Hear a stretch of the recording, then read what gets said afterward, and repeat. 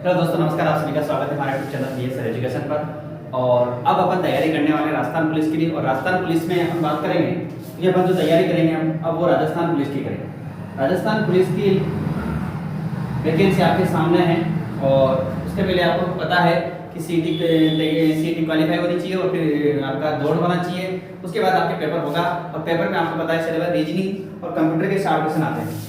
Reasoning plus computer के 60 question आते हैं, जिसमें से आपके रीजनिंग के 30 क्वेश्चन होते हैं और कंप्यूटर के भी 30 क्वेश्चन होते हैं। ये आपको याद है, ठीक है। तो रीजनिंग के 30 क्वेश्चन किस प्रकार होंगे, तो आपको सिलेबस आज अपन बात करेंगे किस किस प्रकार का सिलेबस आपका है। तो पहला टॉपिक अपन जो लेने वाले हैं उसके ऊपर बात करेंगे।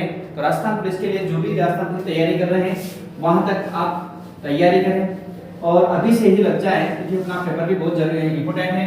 और सबसे ज्यादा इंपॉर्टेंट है अपने रीजनिंग, क्योंकि रीजनिंग और कंप्यूटर के 30 क्वेश्चन आपको देखने को मिलते हैं। तो देखो, अपना आज का टॉपिक रहेगा पासा।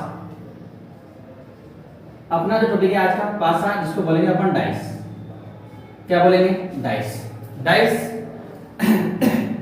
डाइस के ऊपर बात करें तो पासा क्या होता है। सबसे पहली बात आती है कि पासा क्या होता है। तो चैनल को पहले आप पढ़ाने से पहले एक बार लाइक कर दीजिए जो यदि वीडियो पे नए हैं, और शेयर कर दीजिए। कमेंट्स करना ना भूलें, क्योंकि आपको कमेंट्स करना जरूरी है, ठीक है। तो चलते हैं आज के प्रश्न की ओर। और आज अपना पासा है, तो पासा किसे कहते हैं। तो देखो, पासा होता क्या है। तो ऐसी आकृति, त्रिविमीय आकृति, जिसकी सभी भुजाएं क्या होती है? बराबर होती है। क्या होती है? बराबर होती है। या यूं कहे कि त्रिविमीय, वर्गाकार त्रिविमीय आकृति को क्या कहेंगे? 6 वर्गाकार फलकों से मिलकर बनी त्रिविमीय आकृति को घन या पासा कहते हैं। तो यहां मैं लिख रहा हूं 6 वर्गाकार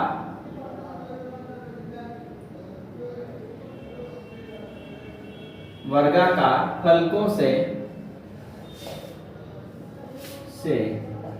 मिलकर बनी त्रिविमीय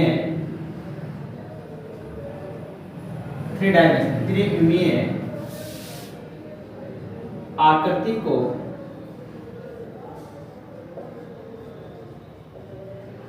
पासा कहते हैं। पासा या इसको क्या कहते हैं? घन भी कहते हैं। त्रिविमीय आकृति को घन या क्या कहते हैं? पासा कहते हैं। कैसी होती है? देखिए, आपने चौका डिब्बा देखा होगा,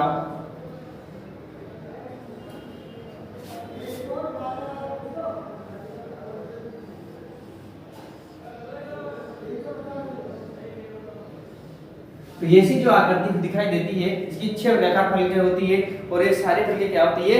बराबर होती है। तो याद रखना, क्योंकि अपन जब घन पढ़ेंगे तभी बात यहाँ से करेंगे, तो वहां पर इतनी बात करने की जरूरत नहीं है, आपको यहाँ से ही ध्यान रखना है, ठीक है। तो देखो, यहाँ पर जो ये होते हैं इनको अपन कोने कहते हैं। क्या कहते हैं? कोने कहते हैं। कोने कितने होते हैं? 8 होते हैं। कितने होते हैं कोने? 8 कोने होते हैं। ये क्या होते हैं? कोने। और कोने कितने होते हैं मित्रों? 8। कितने होते हैं? 8। ये होते हैं मित्रों किनारे। क्या होते हैं? किनारे। और किनारे होते हैं बेटा 12। कितना होता है? 12। उसके बाद ये बीच वाला जो होता है हिस्सा, इसको कहते हैं अपन फलक। फलक होती है बेटा 6। कितनी फलकें होती है? 6। तो याद रखना कि 6 वर्गाकार फलकों से मिलकर बनी त्रिविमीय आकृति को अपन घन या पासा कहते हैं, जिसमें 8 कोने होते हैं, 12 किनारे होते हैं और 6 क्या होती है? फलकें होती है। अब आपको यहाँ पर जो अपन पासा पढ़ रहे हैं, इसमें आपको सामने की 3 फलकें ही नजर आती है। कितनी फलकें नजर आती है? 3 फलकें ही आपको नजर आती है। जैसे मैं 1, 2 और 3। तो यहाँ पर जो सामने से दिखाई दे रही है, ये फलकें आपकी क्या कहलाती है? समूह फलकें कहलाती है। और इनके पीछे भी कोई ना कोई फलकें हुए जो आपको दिखाई नहीं दे रही है, तो मैं कह सकता हूँ कि इस 3 के पीछे, माना मैंने इस 3 के पीछे मेरे पास कौन सी फलक है? 4 है। इस 1 के विपरीत मेरे पास 6 है और 2 के विपरीत मेरे पास क्या है? 5 है। तो यहाँ पर 1, 2 और 3 ये कौन सी फलकें कहलाएगी? सम्मुख फलकें। क्या कहलाएगी? सम्मुख फलकें कहलाएगी। और 4, 5 और 6 ये कहलाएगी आपकी विपरीत फलकें। क्या कहलाएगी? विपरीत फलकें यहाँ पर ये कहलाएगी। तो याद रखना, सम्मुख फलकें क्या होती है? जो फलकें हमें सामने से दिखाई देती है सम्मुख फलकें कहलाती है। क्या है? जो फलके हमें सामने से दिखाई देती है सम्मुख फलके कहलाती है, और जो फलके हमें सामने से दिखाई नहीं देती है वो क्या कहलाती है? विपरीत फलके कहलाती है। तो ये थी अपनी सम्मुख फलक और विपरीत फलक के बारे में जानकारी, जो कि आपको आने भी चाहिए, ऐसा नहीं कि आपको नहीं आए। ठीक है मित्रों,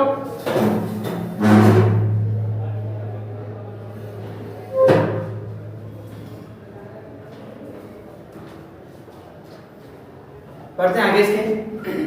अब इन फलकों के आधार पर पासे अपने पास दो प्रकार के होते हैं। इन फलके जो आपने देखी, इन फलकों के आधार पर पासे अपने पास कितने प्रकार के होते हैं? पासे दो प्रकार के होते हैं।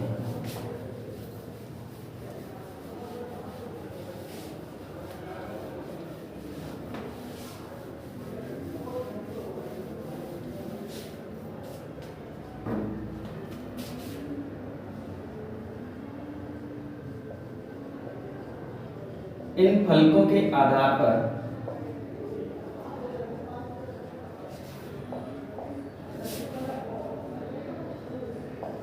पासे दो प्रकार के होते हैं।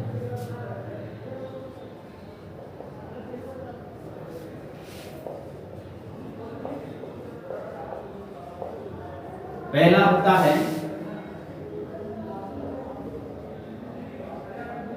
साधारण पासा या सामान्य पासा या जनरल डाइस। ठीक है, तो देखिए साधारण पासा क्या होता है।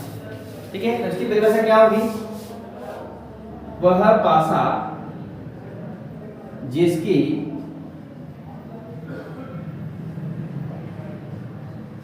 किन्हीं दो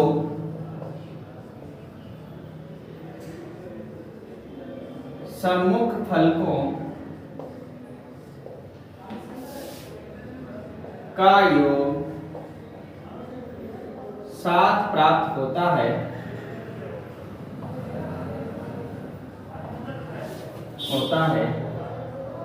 सामान्य पासा क्या है?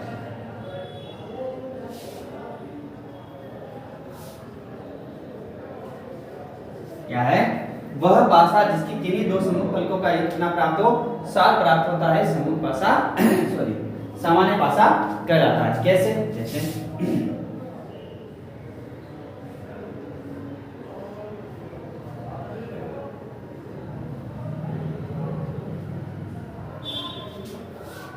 तो यहां पर आप देखेंगे कि 3 + 4 कितना हो रहा है? 7।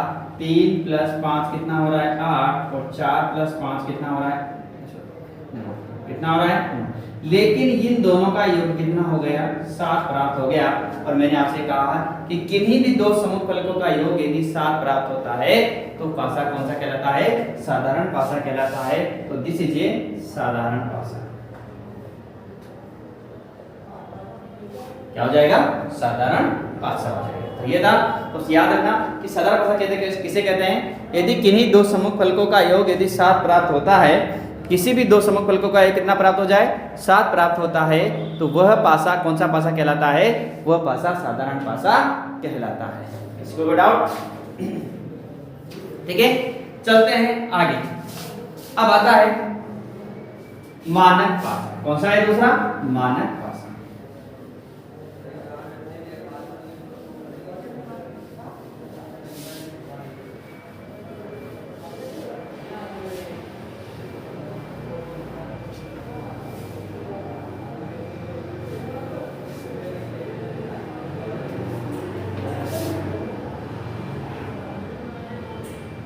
मानक पासा इसको कहते हैं स्टैंडर्ड डाइस। क्या बोलेंगे इसको?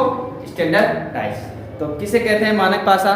बता दीजिए कि मानक पासा क्या होता है। मानक पासा जल्दी से बता देंगे, मानक पासा होता क्या है?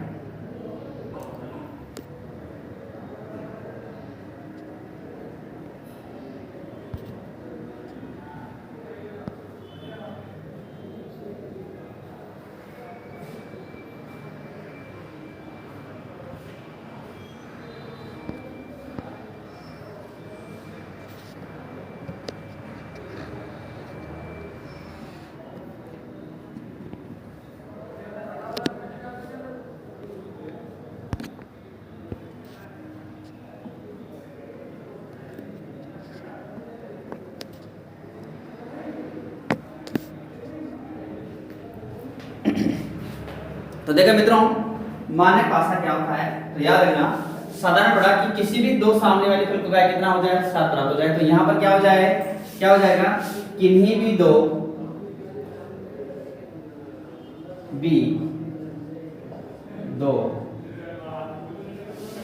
सम्मुख फलकों का योग 7 प्राप्त नहीं होता है तो वह मानक पासा कहलाता है। तो कौन सा पासा कहलाता है, तो वह मानक पासा कहलाता है। तो याद रखना, यदि किन्हीं भी दो सामने वाले फलकों का योग यदि 7 प्राप्त नहीं होता है तो पासा मानक पासा कहलाता है। फॉर एग्जांपल के तौर पर हम बात करें,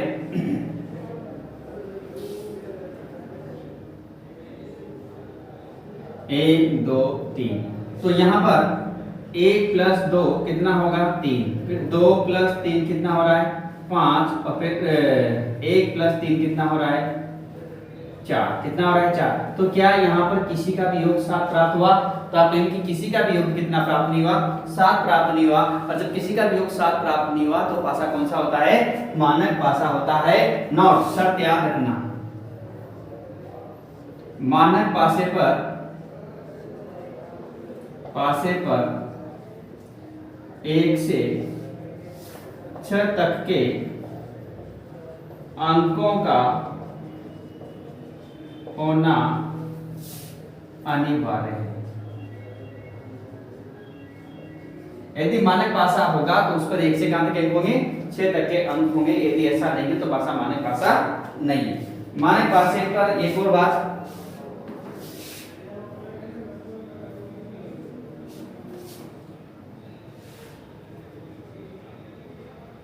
केवल मानक पासे के लिए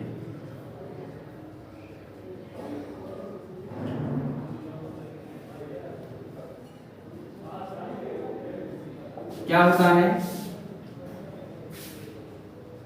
सम्मुख फलक प्लस विपरीत फलक, इन दोनों का योग, केवल मानक पासे के लिए सम्मुख फलक प्लस विपरीत फलक इन दोनों के बराबर होता है 7। क्या होता है, केवल मानक पासे के लिए इन दोनों का योग कितना होगा, 7। सामने वाले पीछे वाले का योग कितना हो जाएगा, 7 हो जाएगा। तो यहाँ पर वो भी पासा कैसा है। अब यहाँ पर आपसे पूछेगा कि सम्मुख फलक के विपरीत फलक पर कौन सा अंक होगा, तो 7 माइनस क्या करेंगे अपन, जो पूछेगा उसको क्या कर देंगे अपन, माइनस कर देंगे, तो अपना आंसर आ जाएगा। तो ये था अपना साधारण पासा और मानक पासा।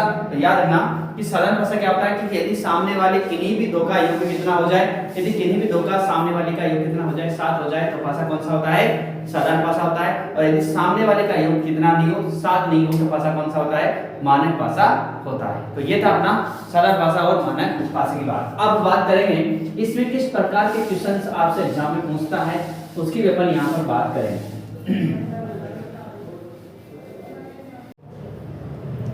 तो बात करते हैं अपन टाइप नंबर फर्स्ट की, और टाइप नंबर फर्स्ट क्या है अपनी, तो इस टाइप नंबर फर्स्ट की अपन बात करेंगे।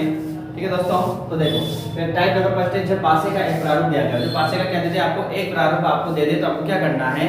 ठीक है, तो यहाँ पर देखो कोई क्वेश्चंस मैंने लिया है कि 1 2 3 और 4 है, तो 2 के विपरीत फलक पर कौन सा अंक होगा, जो 2 अंक 2 है उसके विपरीत फलक पर कौन सा अंक होगा। तो देखो मित्रों, यहाँ पर पहले इनको आपको चेक करना है। तो 1 + 2 कितना होगा मित्रों, 3, और 2 + 3 कितना होगा मित्रों, 5, और यहाँ पर 1 + 3 बराबर कितना हो रहा है, 4। क्या इनमें जब अपन ने जोड़ा तो क्या किसी का योग 7 हुआ, तो आप कहेंगे 7 नहीं हुआ। और जब 7 नहीं हुआ तो पासा कौन सा होगा, मानक पासा। कौन सा पासा होगा, मानक पासा। और जब ये मानक पासा होगा तो 2 के विपरीत निकालने के लिए आप 7 माइनस क्या करेंगे, 2, तो आंसर कितना आएगा, 5। क्या आएगा, 5। तो आप कहेंगे कि 2 के विपरीत क्या होगा, 5। आपसे कहा जाए यहाँ पर कि 1 के विपरीत क्या होगा। अब आपको पता लग गया पासा मानक है, तो 7 - 1 करने कितना आएगा, 6। तो 1 के विपरीत क्या होगा, 6। आपसे कहा जाए कि 3 के विपरीत क्या होगा, तो 3 के विपरीत तो 7 माइनस क्या करेंगे, 3, तो कितना आएगा, 4। तो 3 के विपरीत क्या हो जाएगा, 4। तो ये थे यदि आपके पास प्रारूप 1 दिया गया हो, और प्रारूप 1 देने के साथ साथ आपको वो पासा कौन सा दे दे, मानक पासा दे दे।